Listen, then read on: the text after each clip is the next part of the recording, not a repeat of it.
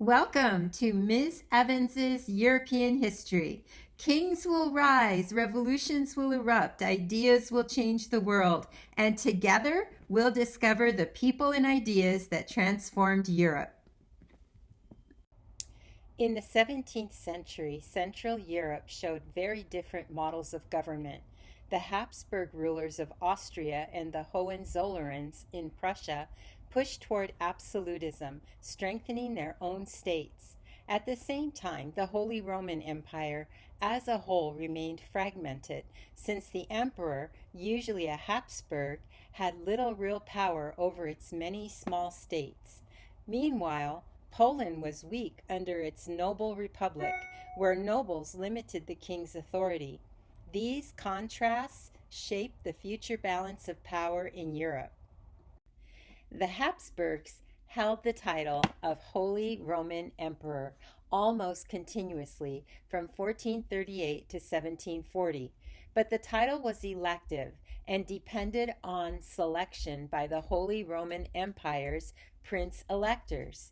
The emperor also had to negotiate with the numerous states and principalities within the empire, which limited his ability to establish centralized control over Germany. The Habsburgs' own territories formed a composite monarchy consisting of geographically scattered lands with different languages, cultures, laws, and governing institutions. Although the Habsburg rulers gradually strengthened their administration, their territories never formed a completely unified or centrally governed state during this period. Despite these challenges, the Habsburg monarchy expanded in territory and influence under Leopold I, Joseph I, and Charles VI, particularly through victories over the Ottoman Empire and territorial gains following the War of the Spanish Succession. One nuance: some of the lands gained under Charles VI were subsequently lost before his death in 1740, including Naples, Sicily, and recently acquired territories in the Balkans. The Pragmatic Sanction of 1713 was issued by Holy Roman Emperor Charles VI to ensure that the Habsburg hereditary lands would remain united and could pass to a female heir if he had no surviving sons. His eldest surviving child was Maria Theresa, so the Pragmatic Sanction allowed her to inherit the Habsburg lands. Charles VI spent years persuading other European rulers to recognize the agreement.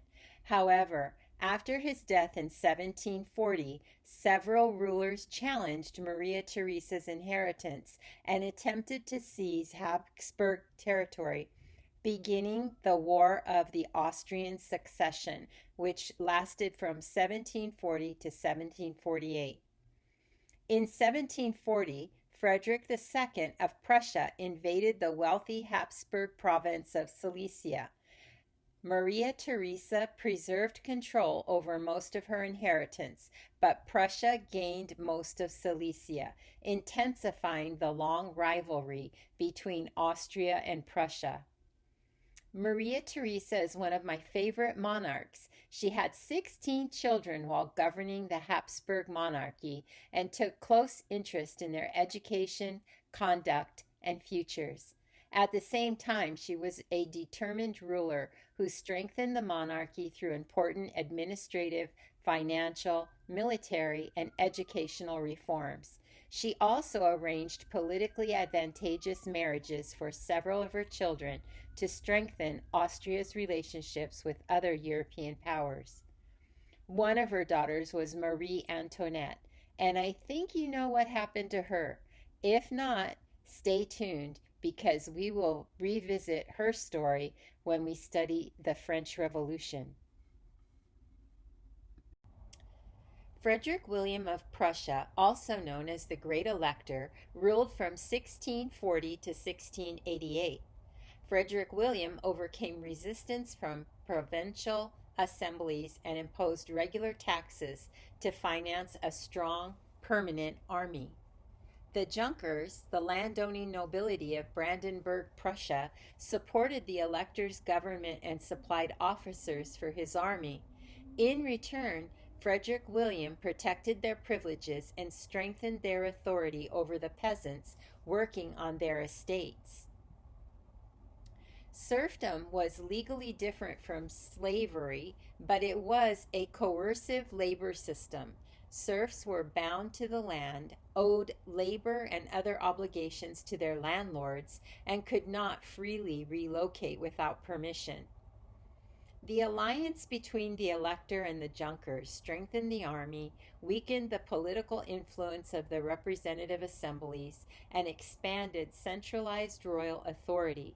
These developments helped lay the foundation for Prussia's later rise as a major European power. The first successor to Frederick William was Frederick William I, also known as the Soldier King.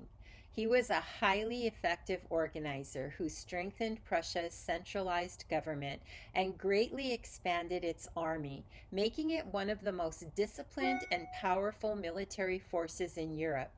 Despite his emphasis on the military, he generally avoided major wars. Frederick II was known as Frederick the Great, and he was next to rule. He was a skilled military commander who used the powerful army created by his father to expand Prussian territory. In 1740, as previously mentioned, Frederick II invaded the Austrian province of Silesia, beginning the War of the Austrian Succession and intensifying the long rivalry between Austria and Prussia. During the era of Poland's elective monarchy, several Polish kings were foreign born or connected to powerful European dynasties. Because monarchs were elected by the Polish nobility, they often had difficulty building a strong central government, while neighboring powers increasingly interfered in Polish politics to protect their own interests. Poland had a central legislative body called the Sejm, or Diet, in which the nobility held considerable political power. Its effectiveness was increasingly weakened by the veto, which allowed a single deputy to block legislation and, in many cases, dissolve an entire session of the Sejm. The expectation of unanimous agreement made major reforms extremely difficult.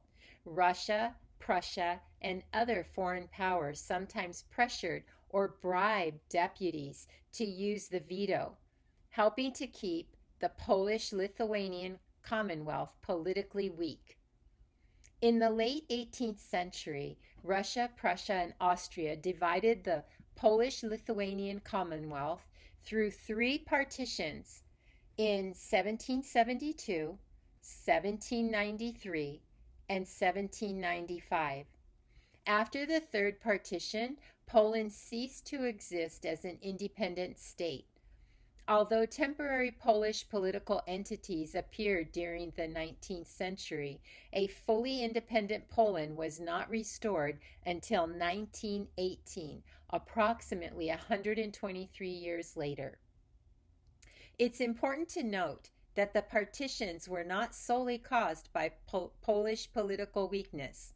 The partitions were also a result of the aggressive expansion and military power of Russia, Prussia, and Austria. The Ottoman Empire emerged in Anatolia in the late 13th century and grew into one of the world's most powerful empires. During the 16th and 17th centuries, under rulers such as Suleiman the Magnificent, it controlled extensive territories across three continents: southeastern Europe, southwest Asia, and North Africa. The empire controlled important trade routes connecting Europe and Asia, maintained a powerful military, and governed populations with diverse cultures, languages, and religions. A quick note here. The Janissaries were an elite infantry corps that served the Ottoman Sultan. Many early Janissaries were recruited through the Devshirme system, in which Christian boys, primarily from the Balkans, were taken into Ottoman service, converted to Islam, and given extensive military or administrative training. They became highly disciplined professional soldiers, but over time the Janissaries gained considerable political influence and sometimes intervened in the selection or removal of sultans. Beginning in the late 17th century, the Ottoman Empire faced increasing military, economic, and political challenges. Military defeats, territorial losses, nationalist movements, and competition from expanding European powers gradually weakened Ottoman authority. Internal political conflicts and difficulties reforming the government, military, and economy also contributed to its problems. By the 19th century, European observers sometimes called the Ottoman Empire the sick man of Europe, reflecting their perception that the empire was declining, although it continued to survive until the aftermath of World War I. We'll end today with this focus question. How did the different models of government that developed in Central Europe reflect each state's efforts to strengthen its power and respond to internal and external challenges?